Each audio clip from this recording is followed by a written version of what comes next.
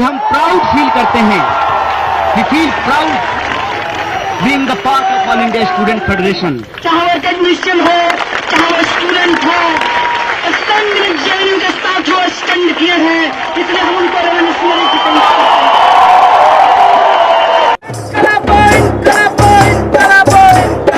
जिंदाबाद जिंदाबाद जिंदाबाद जिंदाबाद। तो हम क्या चाहते हैं? आजादी भुखमरी से आजादी।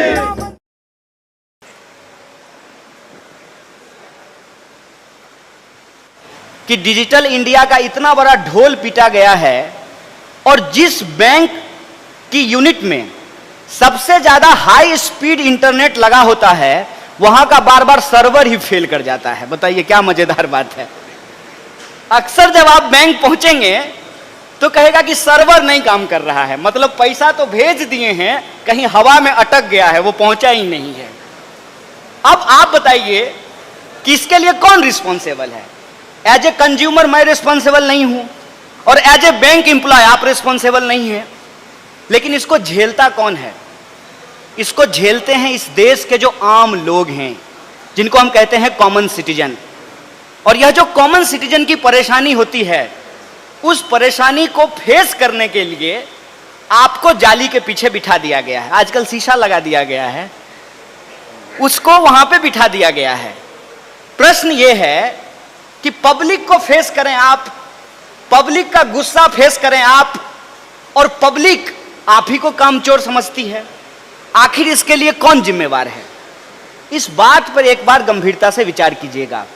और रायलू साहब थोड़े एग्रेशन में और गुस्से में यह बात कह रहे थे, लेकिन अगर शांतिपूर्वक इस बात को सोचा जाए तो जो लोग, आवाज नहीं आ रही है क्या मेरी? अच्छा ठीक, ये रुकावट बन रहा था।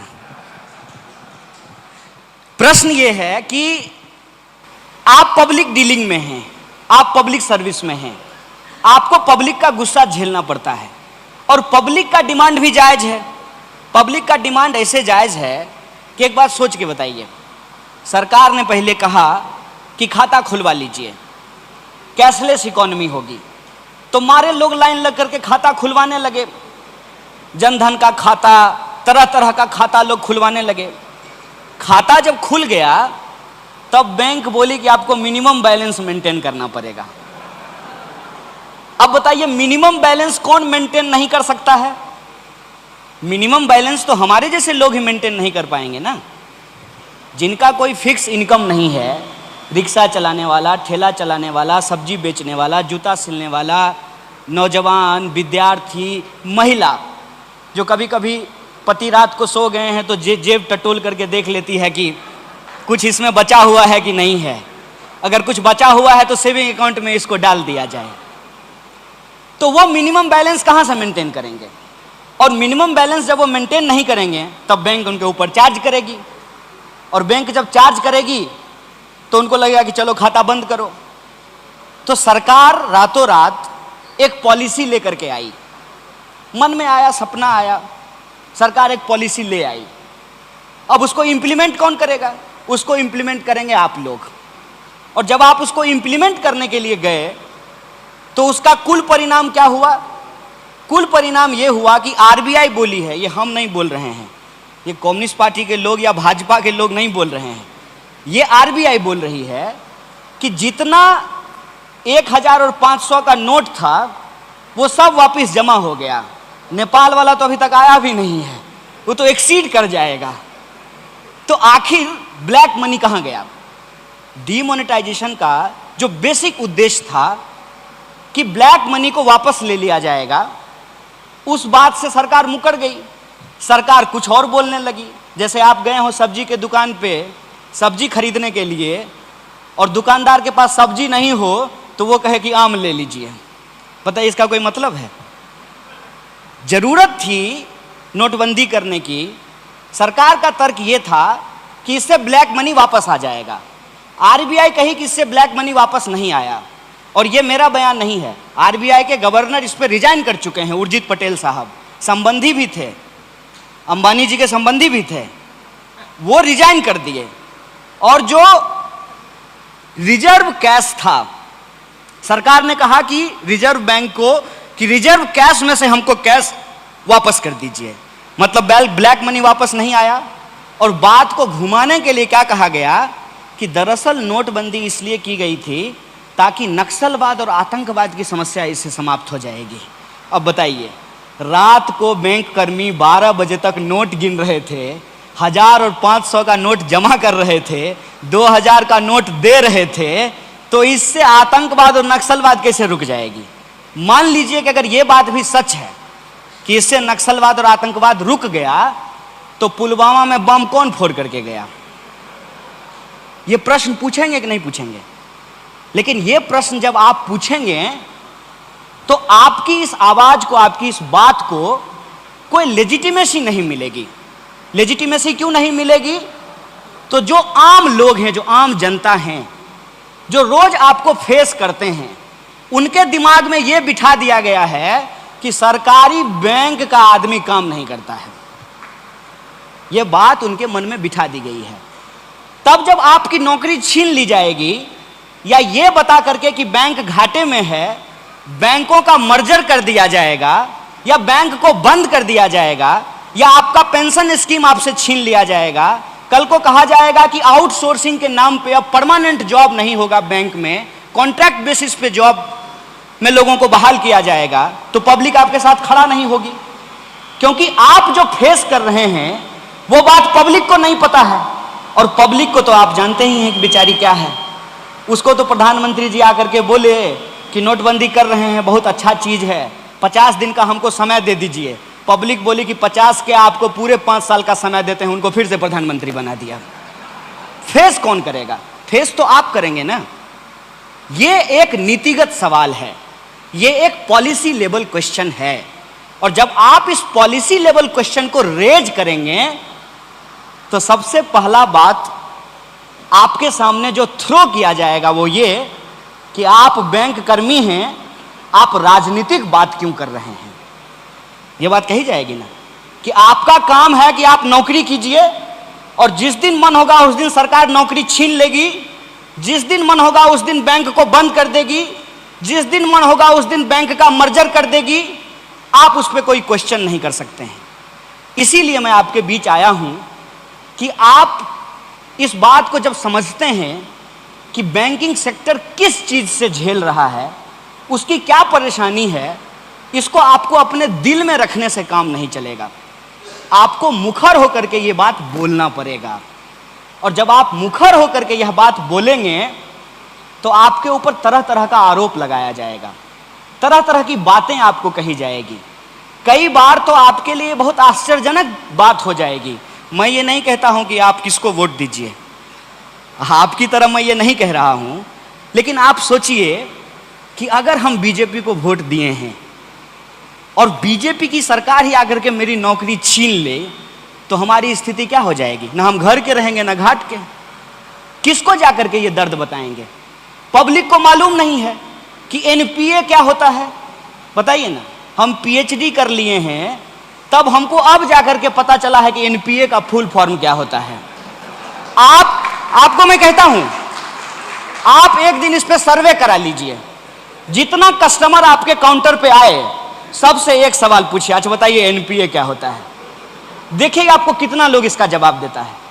नॉन परफॉर्मिंग एसेट्स, ऐसी अंग्रेजी बोलने में जी टेढ़ा करना पड़े, तब पर भी जाकर के उसका असली मतलब समझ में नहीं आए। और गूगल पे जाकर के problems of banking sector in India जब आप टाइप करेंगे तो जो आर्टिकल सबसे ऊपर आएगा इकोनॉमिक टाइम्स का, उसमें 9 कारण दिखाए गए हैं, और उसमें पहला कारण क्या बताया गया है? पहला कारण यह बताया गया है कि रूरल एरियाज के जो ब्रांचेज हैं वो ठीक से परफॉर्म नहीं कर रहे हैं, इस वजह से बैंकिंग सेक्टर को घाटा हो रहा है। मैं सेंट्रल बैंक की बात नहीं कर रहा हूं, मैं रूरल बैंक की बात कर रहा हूं। रूरल बैंक के ब्रांच में आप जाइएगा, 2 लोग ब्रांच चला रहे हैं, 2 लोग। अब समझ में ही नहीं आता है कि कौन मैनेजर है और कौन क्लर्क है, कौन प्यून है और कौन दरबान है। हमारा कुछ साथी रूरल बैंक में मैनेजर हुआ, तो इधर हम फोन किए, क्या हालचाल है? सब बढ़िया है, सब ठीक है। और नौकरी? बोला छोड़ दिए। बोले काहे भाई? नौकरी मिलना तो भगवान मिलने जैसा है। आपको याद है जब आपकी बैंक में नौकरी लगी थी तब मिठाई बटा होगा, पूजा दिए होंगे, मजार पे चादर चढ़ाए होंगे? नहीं, नौकरी मिलना थोड़ा मामूली चीज है। जैसे लड़का अगर खोजा जाए तो गर्व से कहा जाता है कि लड़का पीओ है। अब पीओ साहब का हालत जाकर के रात को देखिएगा 8 बजे।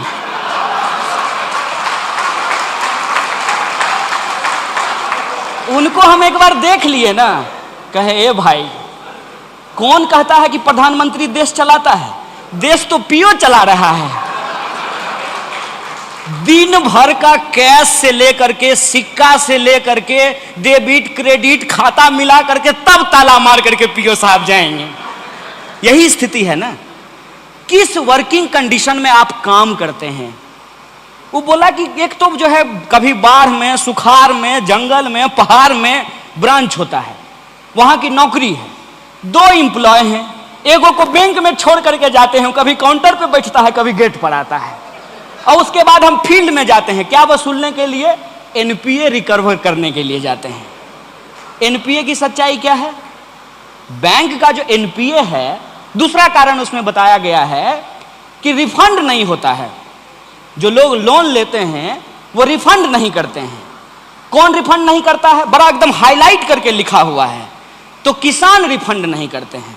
अब आप बताइए, आप सब बैंक कर्मी हैं, ईमानदारी से बताइए, बैंक का पैसा सबसे ज्यादा कौन चुराता है? किसान चुराता है? किसान चुराता है कि कॉर्पोरेट चुराता है? कॉर्पोरेट चुराता है ना।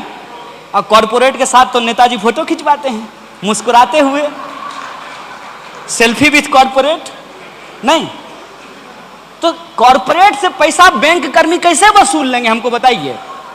अगर लोकल एरिया का एमपी लोकल एरिया के ठेकेदार के साथ फोटो खिंचाएगा, मैनेजर बाबू का हिम्मत है कि उससे उसका गाड़ी उसके घर पर से खींच के ले आएंगे? है हिम्मत? ये है आपकी स्थिति। और ये जो स्थिति है, इस स्थिति पे आप कब तक चुप रहेंगे? जितना दिन आप चुप रहेंगे उतनी जल्दी आपके पैर के नीचे से जमीन खिसकती चली जाएगी। आप सब लोग जानते हैं, मुझे यूथ के तौर पे यहां बुलाया गया है, लेकिन हमारा जो जनरेशन है उसने तो AIBA बनाया नहीं है, बैंकों का यूनियन तो उसने बनाया नहीं है। कभी कभी जो है बुढ़ापे में जाके कहेंगे कि आ जाओ यूनियन का मेंबर बन जाओ, तो कहेगा चंदा लेने के लिए आए हैं। क्यों जरूरी है यूनियन? क्यों जरूरी है यूनाइट होना? क्यों जरूरी है हड़ताल करना? एक बात सोच करके बताइए। इतनी वाहवाही सरकार ने ली, इतना पीठ थपथपाया, 2 दिन के लिए अगर बैंक कर्मी हड़ताल कर देते तो सरकार का सारा ढोल फट जाता, सारा नोटबंदी का सच्चाई रोड पे आ जाता। कोई उलझुलूल फैसला सरकार लेती है, बैंक कर्मी पूरी ईमानदारी से उसको लागू करता है, बदले में उसको लोगों से क्या मिलता है? कि बैंक कर्मी कामचोर होता है। बताइए, असल जो उसका प्रॉब्लम है कि किस वर्किंग कंडीशन में वो काम कर रहा है। माने हम क्या क्या बोले बैंक का आपको? मेरे घर के आसपास बैंक है, हम देखते हैं। जिस मकान में बैंक को रेंट किया जाता है, जनरेटर लगाया जाता है, मकान मालिक रात को बैंक के जनरेटर से डीजल निकाल लेता है। बोलिए, ये सब होता है कि नहीं होता है? हम इसी समाज में पले बढ़े हैं और यही हमारा और आपका नाता है। यही हमारा और जो आपका नाता है, उसी बेसिस पे हम आज आपके बीच खड़े हैं।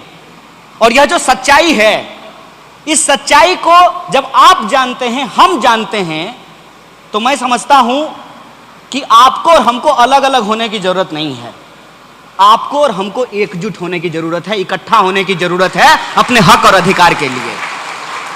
अब सवाल यह है कि अपने हक और अधिकार के लिए आप और हम इकट्ठा हो जाएंगे तो सरकार को दिक्कत नहीं होगी। सरकार किसी नीति पे कितना भी वाहवाही लूट ले, अगर रेल कर्मी एक दिन रेल का हड़ताल कर दें, बैंक कर्मी एक दिन बैंक का हड़ताल कर दें, किसान कहे कि हम आज टमाटर नहीं उगाएंगे, मशरूम नहीं उगाएंगे, तो प्रधानमंत्री क्या खाएंगे? इस देश को, समाज को चलाता मजदूर है। बदले में क्या मांग रहा है? बदले में कुछ नहीं मांग रहा है। वो कह रहा है कि हमको एक डिग्निफाइड लाइफ दीजिए। क्या बैंक कर्मियों के ऊपर जो मिनिमम आवर है 8 घंटा काम करने का, वो नियम लागू नहीं होता है? बताइए। जब तक बैंक का पूरा हिसाब नहीं हो जाए, बैंक कर्मी बैंक छोड़ करके नहीं जा सकते हैं।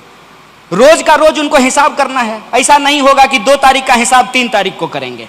2 तारीख का खाता उनको 2 तारीख को ही बंद करके जाना पड़ेगा, 3 तारीख को नया खाता खुलेगा। यह जो वर्किंग कंडीशन है उनका, उस वर्किंग कंडीशन में जो वो काम करते हैं, उस काम के एवज में उनको कुछ नहीं मिलता है। और बार बार इस बात का ढोल पीटा जा रहा है कि पब्लिक सेक्टर बैंक घाटे में जा रही है।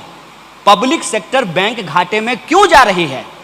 पब्लिक सेक्टर बैंक घाटे में इसलिए जा रही है कि जो सरकार के दोस्त हैं, सरकार के जो दोस्त हैं, वो बैंक का पैसा ले लेते हैं और जो है फर्जी कागज जमा करके कौन मांगेगा? अगर हम किसान हैं, हम केसीसी कराने के लिए गए हैं तो हमारा आप खाता खेसरा मांग लीजिएगा। अगर हम बहुत बड़का ठेकेदार हैं तब हम दिखा देंगे कागज पे कि हमको जो है 1000 करोड़ का ट्रांजैक्शन हुआ है। 2-4 गो रिश्तेदार को फोन करेंगे, कहेंगे कि 300 करोड़ तुम डाल दो, 200 करोड़ तुम डाल दो, 500 करोड़ का ट्रांजैक्शन हुआ है, 500 करोड़ का मान लीजिए हम पैसा उठा लिए। 500 करोड़ का एसेट्स है ही नहीं, 500 करोड़ जो है बैंक रिकवरी नहीं कर सकती है। और जब बैंक का जो टोटल पूंजी है, जो कैपिटल है, वो लगातार कम होने लगेगा तो सरकार कहेगी कि बैंक घाटे में जा रही है। सबसे पहली बात 2-3 चीज को क्लियर करना चाहिए। पहला कि बैंकों का राष्ट्रीयकरण क्यों किया गया? बैंकों का राष्ट्रीयकरण मुनाफा कमाने के लिए किया गया था। तो मुनाफा तो महाजन भी कमा रहा था। जब देश में महाजनी व्यवस्था थी तो क्या महाजन को मुनाफा नहीं हो रहा था? हो रहा था ना भाई। बैंक से महंगा लोन देता था, ज्यादा इंटरेस्ट रेट पे लोन देता था, लेकिन सिस्टम तो चल रहा था ना। राष्ट्रीयकरण करने का मूल उद्देश्य क्या था? राष्ट्रीयकरण करने का मूल उद्देश्य यह था कि पब्लिक का पैसा डूबे नहीं। और मैं आपको याद दिला देता हूं, आप सब सीनियर लोग हैं, एगो बैंक था JBG, याद है? उससे पहले एक बैंक था पियरलेस, उससे पहले एक बैंक था हेलियस। ये सब पैसा लेकर के फरार हो गया। वो हेलियस का जो CEO था, वो था CEO बैंक का, और सिनेमा बना रहा था बंबई जाकर के, पब्लिक का पैसा लूट रहा था।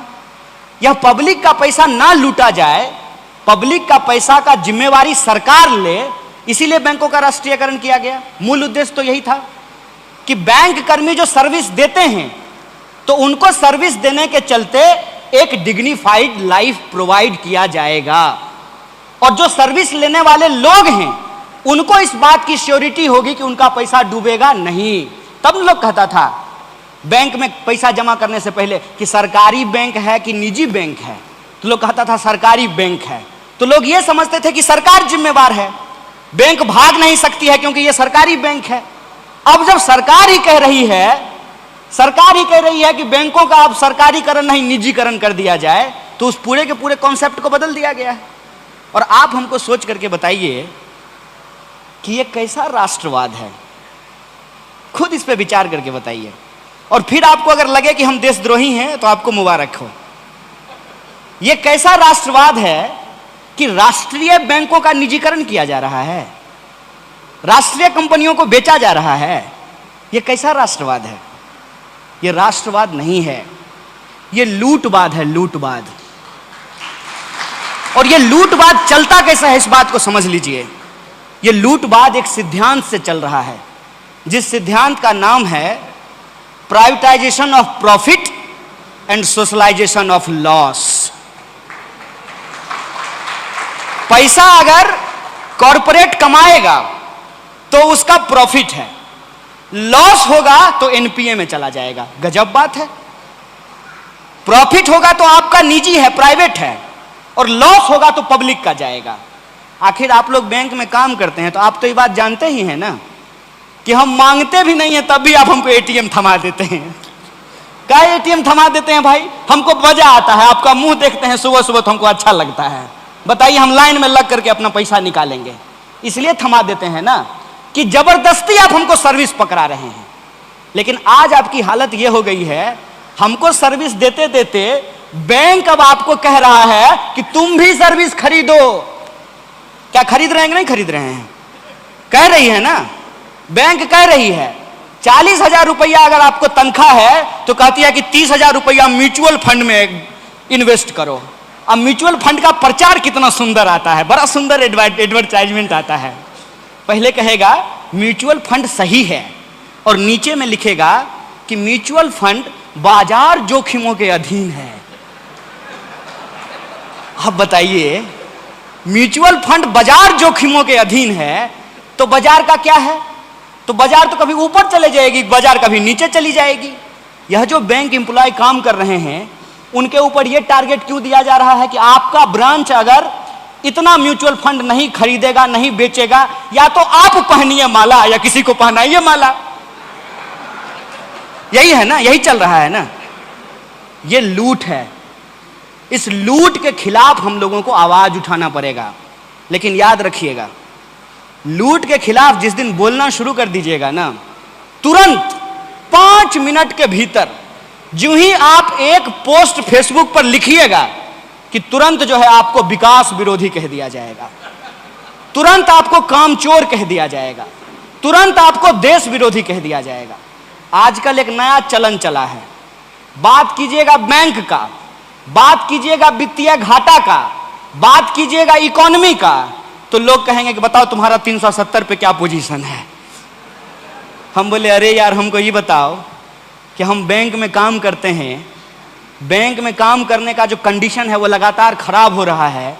बुलाया था हमको पैसा गिनने के लिए, अब कह रहा है कि पैसा अगर बैंक में नहीं आ रहा है तो अपने ही पॉकेट का पैसा गिनना शुरू कर दो। अपने ही सैलरी में से म्यूचुअल फंड खरीदो, इंश्योरेंस बेचो, तरह तरह का काम करवा रहा है। मैं एक उदाहरण और आपको बता देता हूं। आजकल आपका पोस्ट ऑफिस जाना हुआ है कि नहीं हुआ है? नहीं हुआ है? ऐसे ही एक दिन घूमने के लिए चले जाइएगा। पोस्ट ऑफिस में आजकल कोई चिट्ठी लेता देता नहीं है। पोस्ट ऑफिस भी बैंक की तरह काम कर रहा है। एक प्रश्न आप सोच करके बताइए कि अगर बैंकिंग सेक्टर को घाटा हो रहा है, राष्ट्रीय बैंकों को मर्जर करने की जरूरत है, राष्ट्रीय बैंकों का निजीकरण करने की जरूरत है, राष्ट्रीय बैंकों को बंद करने की जरूरत है, तो फिर सरकार पोस्ट ऑफिस को बैंक क्यों बना रही है? सोचें इस बात को, क्यों बना रही है? इसलिए बना रही है कि एन केन प्रकारेण आपके पास जो पैसा है, आपके पॉकेट में जो सेविंग मनी है, उसको निकाल करके कॉरपोरेट की चरण वंदना में उसको डाल देना है। यह मूल उद्देश्य है। और बाजार किन नियमों पे काम कर रहा है? नवरत्न तेल लगाते हैं कि नहीं? आज साउथ इंडिया में नहीं चलता होगा, नॉर्थ इंडिया में एक तेल चलता है नवरत्न तेल। नवरत्न का बोतल जो है वही अमिताभ बच्चन वाला कूल कूल। तो नवरत्न का जो बोतल है वो पहले शीशा का आता था, फिर प्लास्टिक का आया, अब दाम उसका बढ़ता था।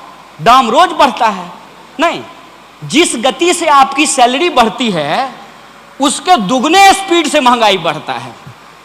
ये जब बैंक में काम करते होंगे आपके जो लीडर हैं तो उनको पूछ लीजिएगा कि कितना सैलरी मिलता था और उनका जो लाइफ स्टैंडर्ड था और आपकी जो अभी सैलरी है उसका जो लाइफ स्टैंडर्ड है उसको मिला करके देख लीजिएगा तो आपको लगेगा कि सरकार सैलरी क्यों बढ़ाती है। जब एक हाथ से सैलरी दे करके दूसरे हाथ से ले लेगी तो सैलरी का मतलब क्या है? एक तरफ आपका 7th पे कमीशन लागू कर दिया गया, अब दूसरी तरफ जो है जो सब्जी 12 रुपए में मिलती है वो अब 112 रुपए में मिलने लगेगी, तो उस सैलरी का क्या मतलब है? जो घर पहले 3 लाख रुपया में मिलता था वो घर अभी 30 लाख रुपया में मिलता है, तो सैलरी बढ़ाने का क्या मतलब है? और आप लोग तो इकोनॉमी पढ़ते हैं ना, बैंक कर्मी है, इकोनॉमी डील करते हैं। जब महंगाई बढ़ती रहेगी और महंगाई को चेक करने के लिए कोई पॉलिसी नहीं होगा तो आपकी सैलरी कितनी भी बढ़ जाए आपकी वही हालत होगी 28 तारीख की जो इनकी हुआ करती थी, उसमें कोई फर्क थोड़ी आने वाला है। तो लेकिन आपका कैश तो किसी भी तरीके से मार्केट में निकालना है, तो 50 रुपया का नवरत्न तेल तो सब नहीं खरीद सकता है, तो 50 पैसा का खरीद सकता है ना। तो कहा कि नवरत्न तेल अब बोतल में नहीं सैसे में मिलेगा, सैसे में। यही आज बैंकिंग सेक्टर के साथ किया जा रहा है। एक तरफ कह रहे हैं कि बैंकों को वित्तीय घाटा हो रहा है और दूसरी तरफ अपने ही एम्प्लॉय को प्रेशराइज कर रहे हैं, एरिया मैनेजर और उससे पता नहीं कौन कौन बड़का बड़का मैनेजर साहब सब होते हैं। वो कह रहे हैं कि तुम्हारे ब्रांच का मिनिमम प्रॉफिट अगर तुम टारगेट नहीं पूरा करो, बताइए हम दवाई बेच रहे हैं, एमआर हैं हम लोग, कि अगर टारगेट नहीं पूरा करेंगे तो आप हमारे ब्रांच को बंद कर दीजिएगा। अब बेचारा मान लीजिए मैनेजर हैं यहाँ पे, सपोज कीजिए कि कहीं किसी ब्रांच में हम मैनेजर हैं, हमारा जो प्रॉफिट है, जो टारगेट दिया है हमारा एरिया मैनेजर, वो टारगेट हम नहीं पूरा करेंगे तो कहेगा कि मर्जर कर देंगे शाखा का। तो उसको लगेगा कि अगर शाखा का मर्जर हो जाए तो वहां हेड के शेयर बना करके भेज देगा तो हमारा मैनेजर ही चला जाएगा। तू क्या कह रहा है कि क्लर्क सबको कहता है कि सुनो, किसी को म्यूचुअल फंड बेचो, किसी को इंश्योरेंस बेचो, किसी भी तरीके से लोन दो। असल मूल बात यह है कि आज हमारी अर्थव्यवस्था क्राइसिस में है और अर्थव्यवस्था जब क्राइसिस में होगी स्वाभाविक रूप से बैंकिंग पे उसका एक असर पड़ेगा। इसीलिए आज बैंकिंग की जो लड़ाई है, बैंकिंग सेक्टर को जो बचाने की लड़ाई है, वो एक कंप्रिहेंसिव लड़ाई बन गया है। इसीलिए रायलू साहब बहुत जोर से कह रहे थे कि हमको अलग अलग होकर के नहीं, मिल करके ये लड़ाई लड़ना पड़ेगा और तमाम तरीके का बदनामी का खतरा उठाते हुए, चाहे हमको कुछ भी कहा जाए, हमको अपने हक और अधिकार के लिए लड़ना पड़ेगा। और इस तर्क से लड़ना पड़ेगा।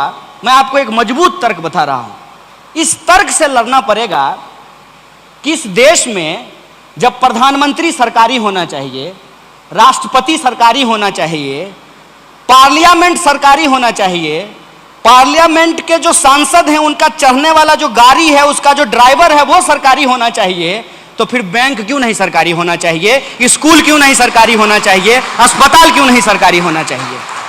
ये सिंपल सी बात है। देश जब आजाद हुआ 15 अगस्त 1947 को, कई बार हो सकता है कि आपके बहुत सारे साथी ये प्रश्न भी पूछते होंगे कि AIB कम्युनिस्ट पार्टी है क्या? ये सवाल आता होगा। कहे कि इन लोगों को आदत है बात करते करते कॉमरेड बोल देते हैं, तब कॉमरेड शब्द सुन करके लगता है कि कहीं कम्युनिस्ट पार्टी तो नहीं है। देखिए, मैं आपके यूनियन का मेंबर नहीं हूं, लेकिन मैं ये बात जानता हूं कि ये कम्युनिस्ट पार्टी नहीं है। और कॉमरेड शब्द का इस्तेमाल जो है वो कम्युनिस्ट होने के चलते नहीं है।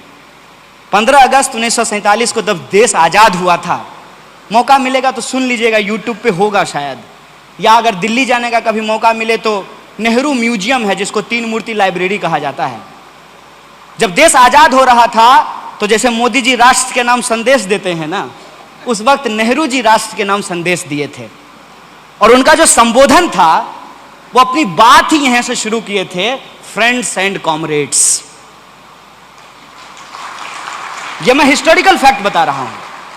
तो जब देश आजाद हुआ तो आजादी के बाद हिंदुस्तान को एक वेलफेयर स्टेट बनाना था और वेलफेयर स्टेट बनाने की दिशा में बैंकों का राष्ट्रीयकरण एक माइलस्टोन वर्क था और इस काम को आपके यूनियन के लीडर ने तत्कालीन प्रधानमंत्री इंदिरा गांधी से मिलकर के बैंकों के राष्ट्रीयकरण करने का काम किया था। आप सिंपल सी यह बात समझ लीजिए कि आज अगर बैंकों को डीनेशनलाइज किया जा रहा है एक नेशनलिस्ट गवर्नमेंट के द्वारा, तो आप यह समझ लीजिएगा कि सरकार और स्टेट वेलफेयर के प्रोग्राम को छोड़ रही है और वेलफेयर के प्रोग्राम को छोड़ने की दिशा में यह सबसे ज्यादा जरूरी है कि ऑर्गेनाइज सेक्टर को अनऑर्गेनाइज्ड कैसे किया जाए। और आप जानते हैं कि हमारी इकोनॉमी आज जितना फॉर्मल है उससे ज्यादा इनफॉर्मल है। जितना एम्प्लॉयमेंट ऑर्गेनाइज सेक्टर में है उससे ज्यादा एम्प्लॉयमेंट अनऑर्गेनाइज सेक्टर में है। और ऑर्गेनाइज सेक्टर को यदि डिसमेंटल करना हो तो सबसे पहला हमला किस पे होगा? बैंक पर। सबसे दूसरा हमला किस पर होगा? रेलवे पर। तीसरा हमला किस पर होगा? दूसरे तरह के जो पब्लिक इंस्टीट्यूशन है उसके ऊपर। इसीलिए आज बैंकों को बचाने की लड़ाई दरअसल सिर्फ और सिर्फ बैंक को बचाने की लड़ाई नहीं है।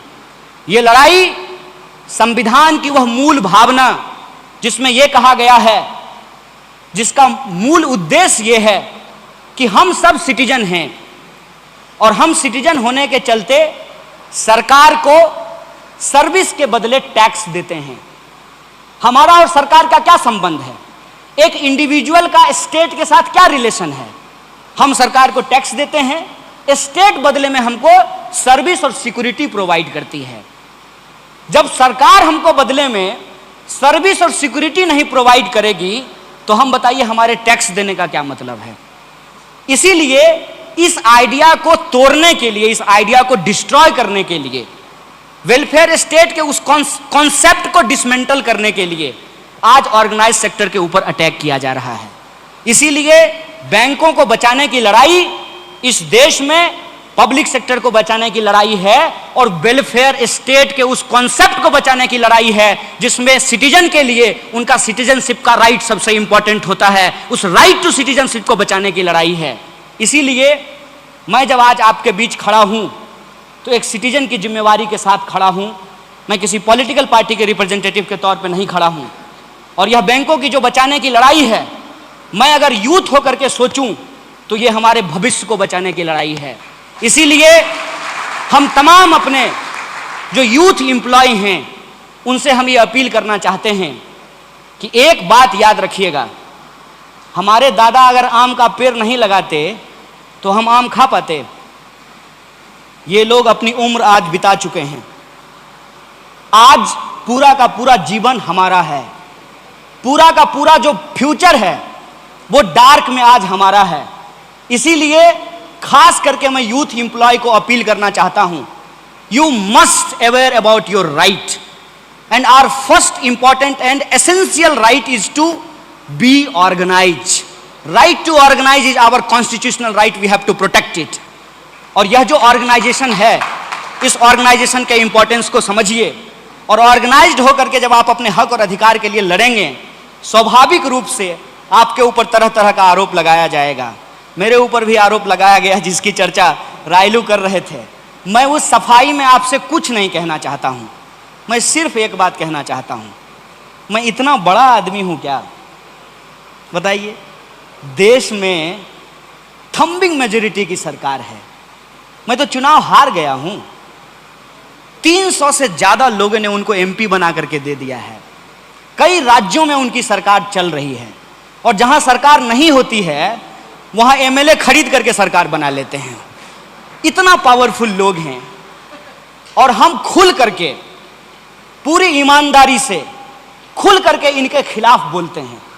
इसलिए बोलते हैं कि हम इनके खिलाफ नहीं हैं, हम अपने हक और अधिकार को समझते हैं, हम इस देश की महत्ता को समझते हैं, हम बैंकिंग और जो पब्लिक सेक्टर है उसके इंपॉर्टेंस को समझते हैं। अगर हम कुछ गलत किए होते तो हमको छोड़ देते? थोड़ा तो लॉजिकल होकर के सोचिए ना।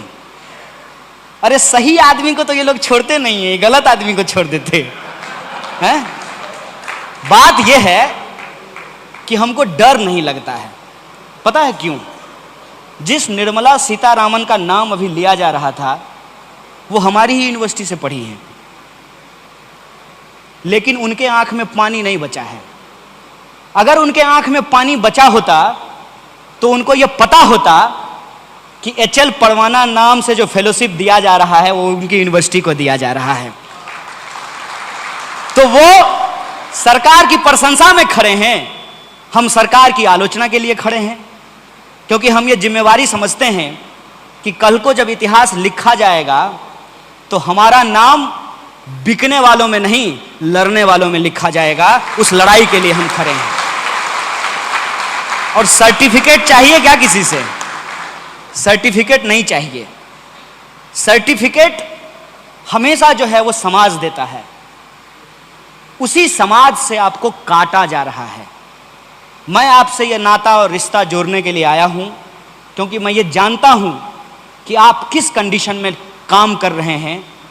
उस काम को करते हुए अब आपको अपने लिए और अपने आने वाली पीढ़ी के लिए, नहीं कहते हैं एक्स्ट्रा करिकुलम एक्टिविटी, उस एक्स्ट्रा करिकुलम एक्टिविटी में आपको लर्निंग की भी जिम्मेवारी अपने कंधे पे लेनी पड़ेगी। और इस लड़ाई में आप मजबूती से आगे बढ़िए। हम पूरी हिम्मत से और हमारी जितनी ही ताकत है, हम बहुत बड़ा आदमी नहीं है। वो कहानी आप लोग सुने होंगे जंगल में आग वाली।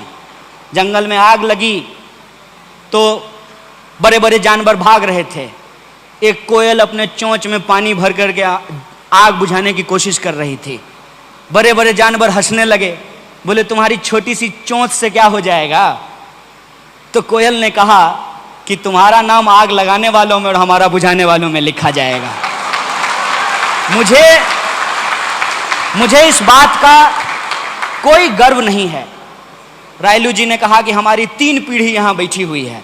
मुझे इस बात का कोई गर्व नहीं है। हम कहाँ हैं, हम कितना सीट जीते हैं, देश में हमारी हालत क्या बची है, इस बात से मुझे फर्क ही नहीं पड़ता है।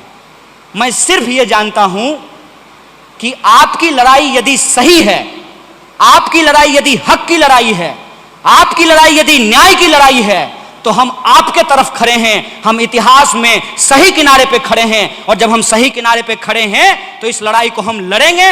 वक्त चाहे जितना भी लग जाए, हम इस लड़ाई को जीतेंगे।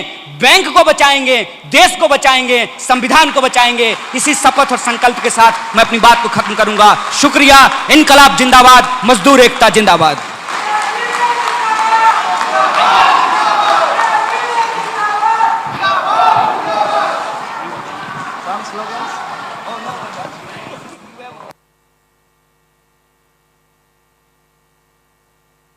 But can I request Kanya? Lot of people are asking, they want to listen to your slogan shouting. Please come. Azadi. 2 minute का वो सब बोलेगा।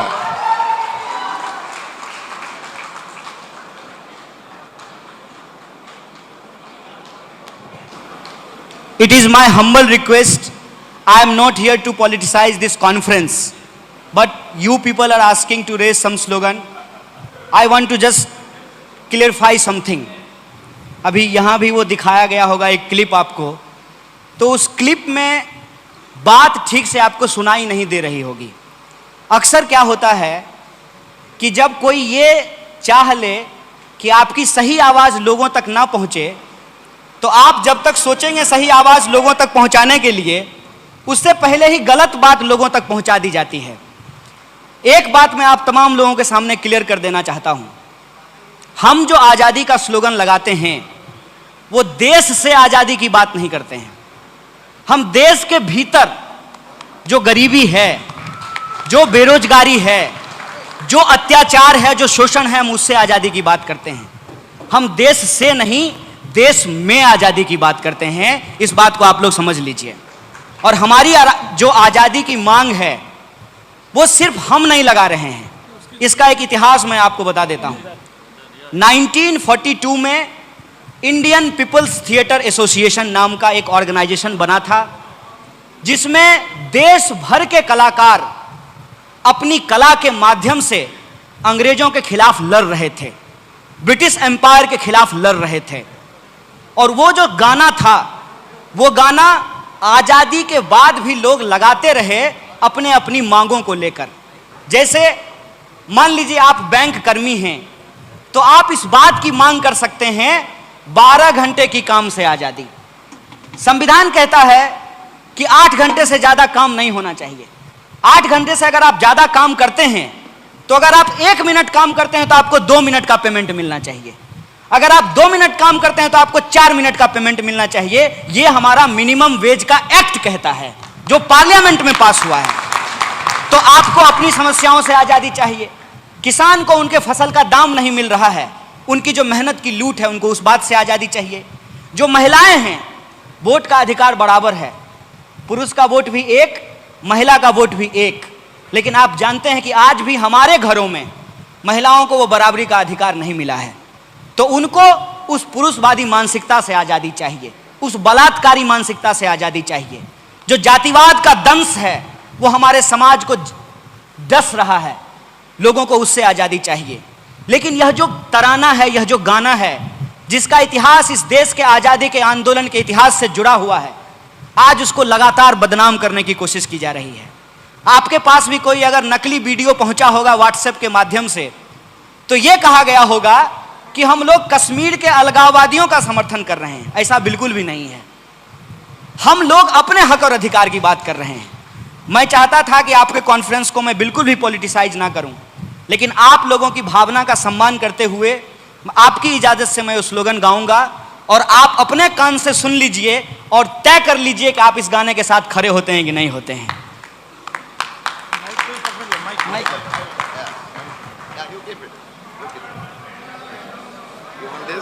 No no no, it's okay. तो हम क्या चाहते हैं?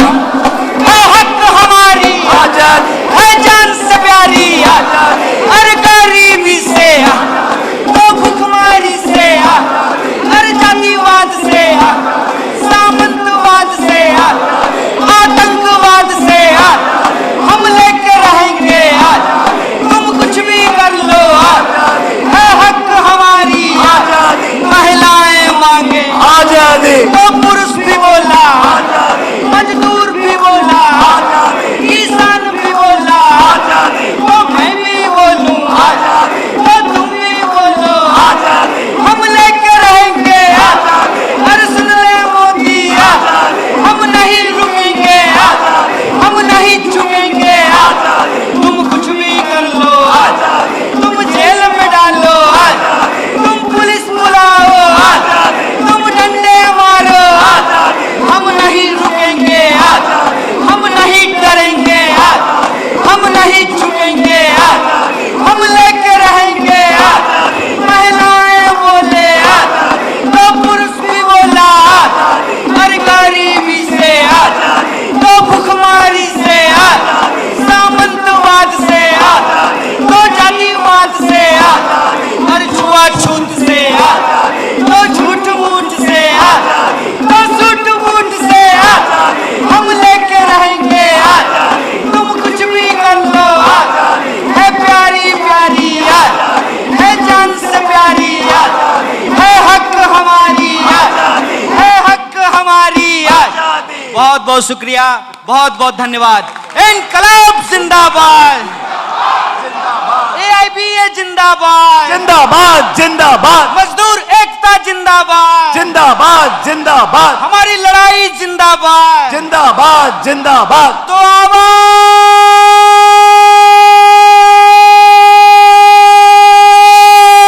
दो, अवेक है। अरे लड़ेंगे।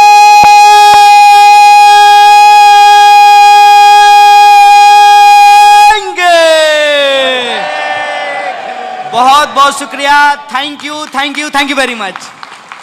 Very nice very nice.